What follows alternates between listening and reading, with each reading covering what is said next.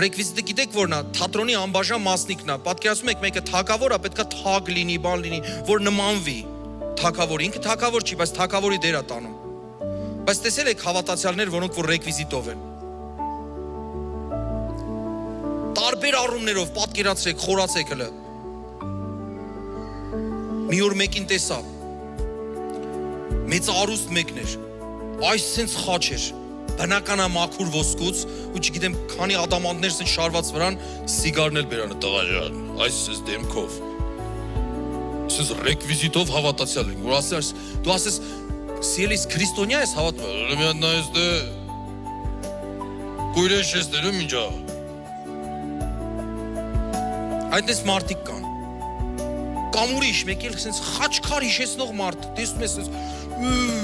խոսքերը, սենց ոնց որ էկրան լինի ինքը, այդքան ատրիբուտներ կա, բայց մեջ տեսնես ինչ է։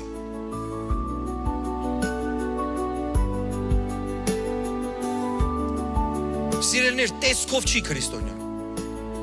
Հիշում եք Հիսուսը, որ ասեց, ես հեզ եմ և սրտով խոնար, նա չասեց տեսքով խոնար։ Ովքեր որ փորձում են Հիսուսին նկարագրեն, ֆիլմերով, նկարներով փորձում են ինչ-որ խոնար կերպարանք նկարագրեն կամ նկարեն։